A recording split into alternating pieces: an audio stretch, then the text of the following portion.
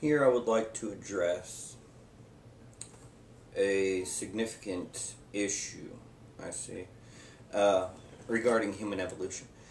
The human species Homo sapiens really haven't evolved in the last... Start again. I would like to address what I see as somewhat of a misgiving, but kind of a misnomer in the same.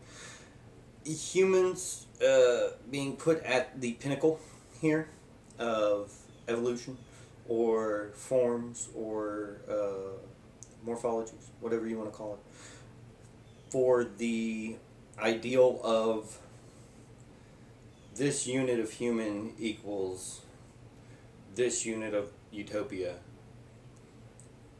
is both correct and incorrect.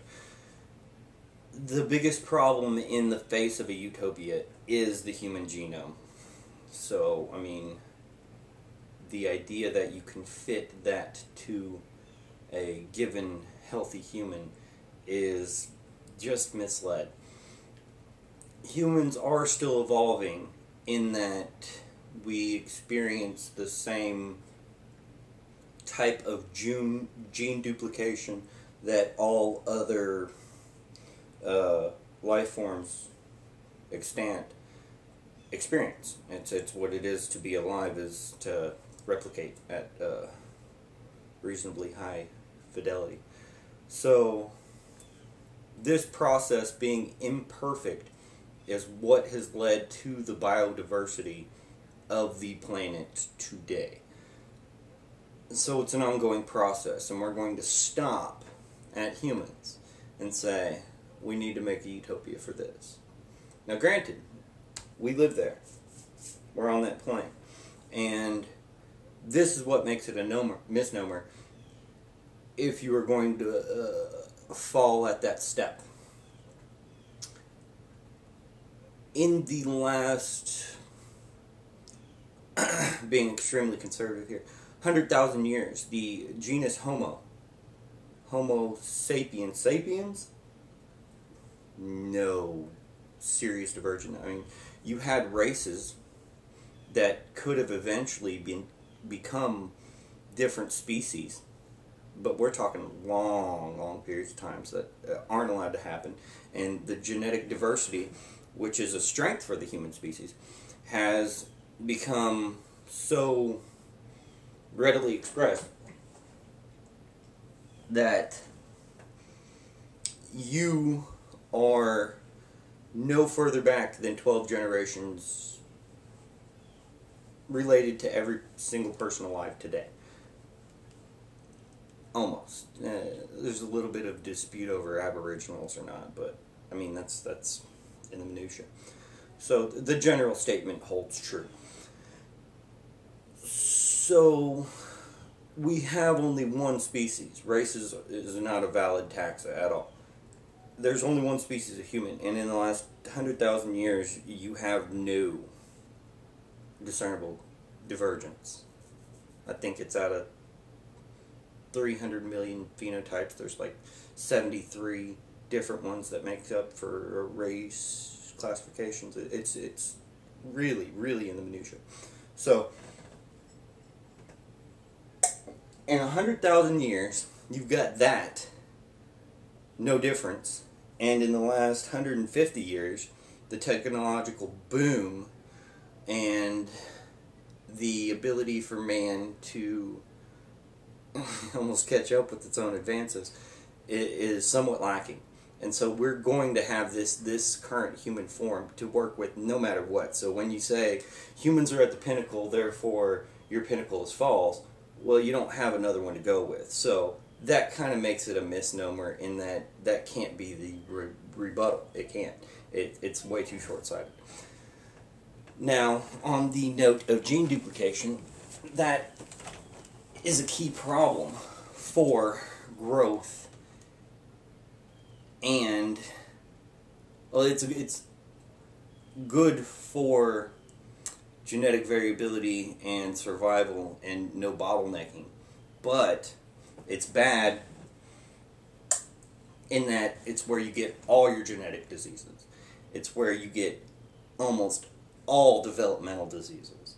It's where you get almost all cancer once the person's alive and healthy, and can then make those genes transcriptase heritable in the next generation. So the process of gene duplication is highly negative in its selection due to the rate of mutations and whether they fall in the beneficial or negative spectrum or neutral. But the negative selection is so much higher. So what you would have to do is stop the imperfection of gene duplication and have a 1-to-1 perfect ratio. But you would have to set the perfect with a good template of, basically you would have to set lower end limits of intelligence, lower end limits of morphology and how big people were, what they looked like, how strong they were. You would subduct, initially at least, a lot of the diversity in what it is to be human. So, striving on the way to become a perfect human society, you would lose a lot of what makes humanity. Does that make it a goal of folly? No, not at all. You can have originality in ideal society. You can have ideals without having edicts. So, I don't necessarily find those to be perfect. Now, there's several other things that you're going to have to do to the genus Homo genetically to ensure that you don't have fucking psychopaths, sociopaths, insane people. And a lot of that goes down to the level of brain chemistry.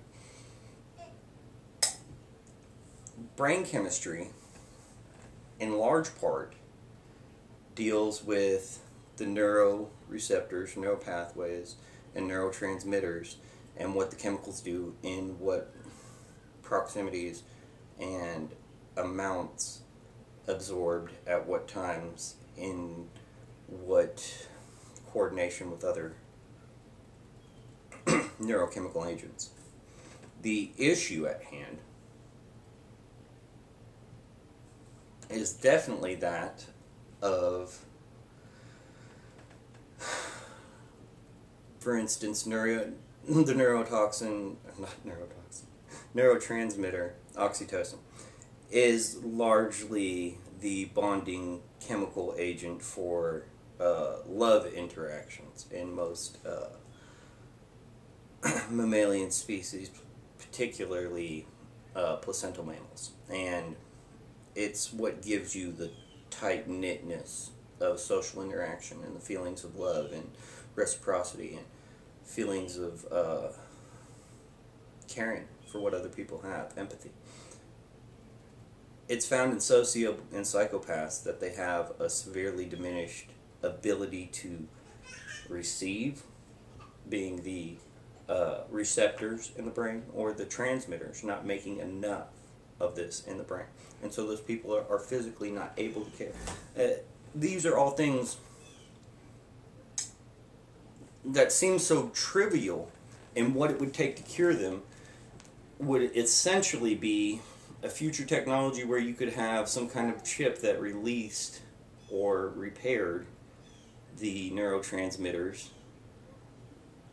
and neuroreceptors in the brain to have normal functioning levels for empathy. I mean, you could literally, with a few tests, figure out, with an injection or two, do away with socio and psychopathic people in a couple of generations. I mean, like, this is a technology in the future, down the line, decades down the line, covered in regulation. But that's like one of the minimal steps you're going to have for a utopianistic society in total. I mean, just a very small thing.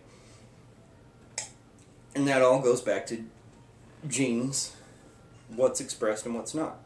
And a lot of that you're going to have to set up some kind of regulation or regulatory ideal to where every baby has X amount of ability or aptitude for intelligence. And a lot of the other stuff would come along with it, but whenever you do away with a lot of the genetic diseases and a lot of the genetic problems that people are going to have with gene manipulation, you're going to have what's essentially human 2.0 or 3.0, whatever you want to call it.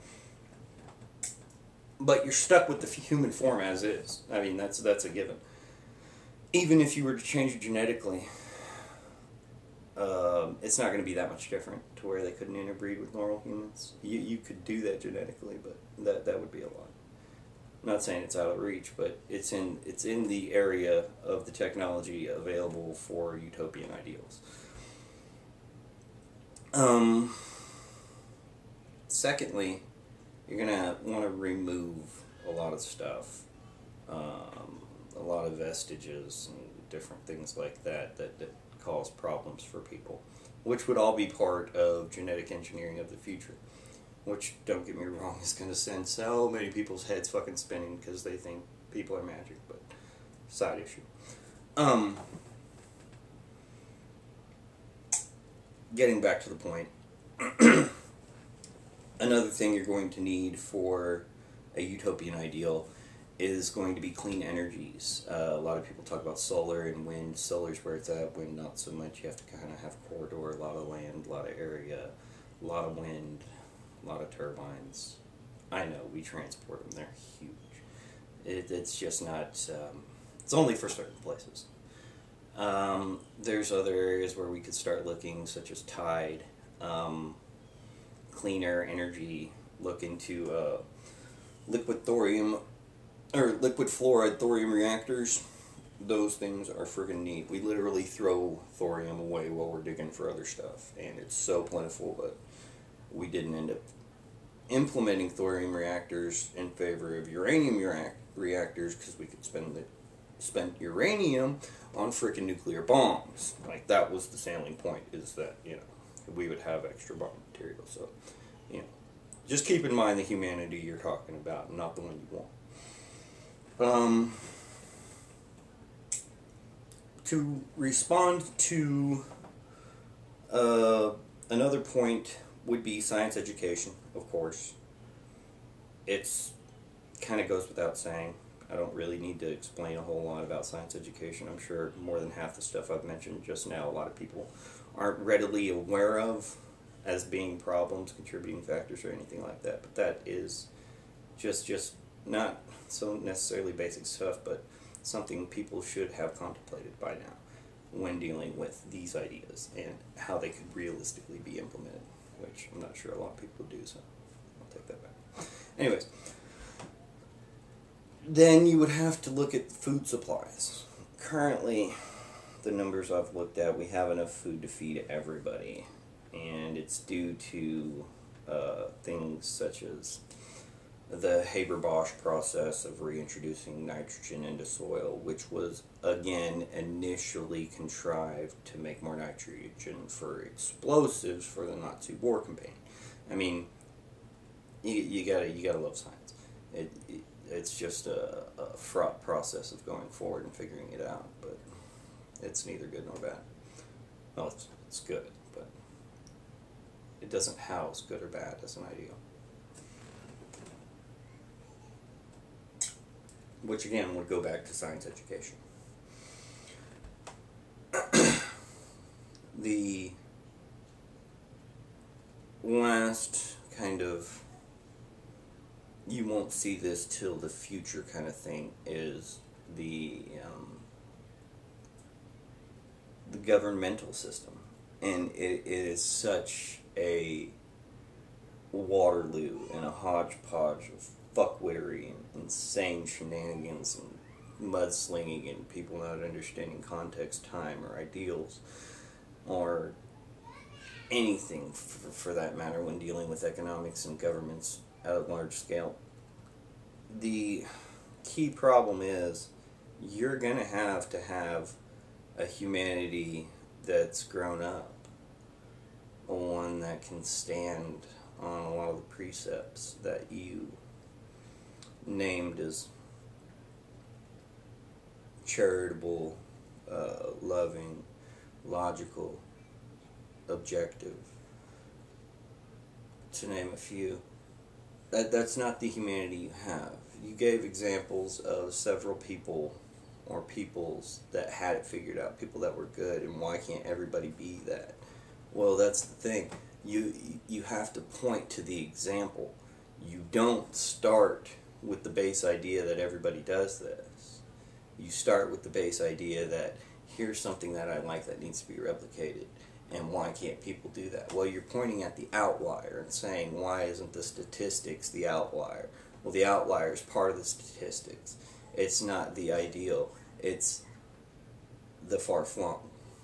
And that speaks a lot to humanity, where utopians don't work at a large scale, and the ideals of people who live in utopias are far-flung from the constant population in any given area, however good or bad they may be towards your ideals.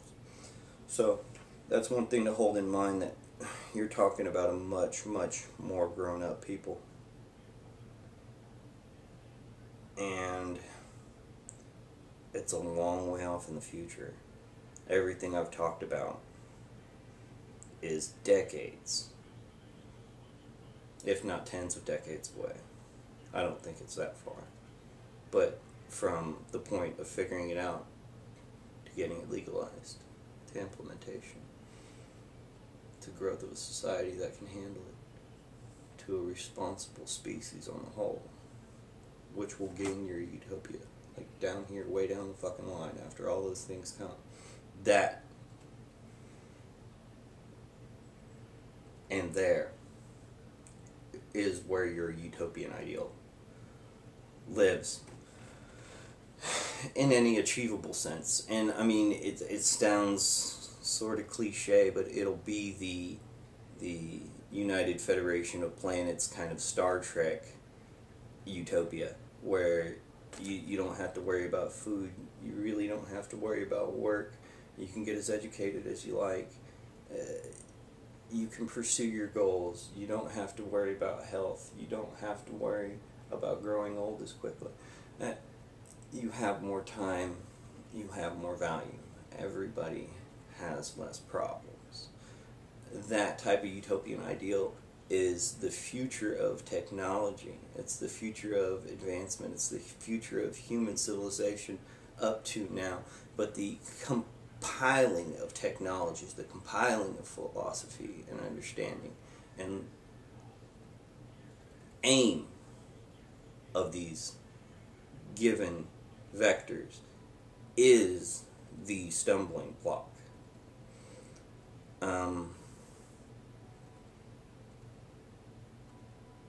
I'm going to send this to you and all that. But I just wanted you to know the idea that you're talking about going forward to the future of people creating utopia with what we have, not doable. Not going to happen.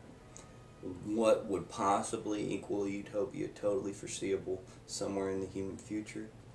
I would say 100 years. Getting close to that, 50, 80.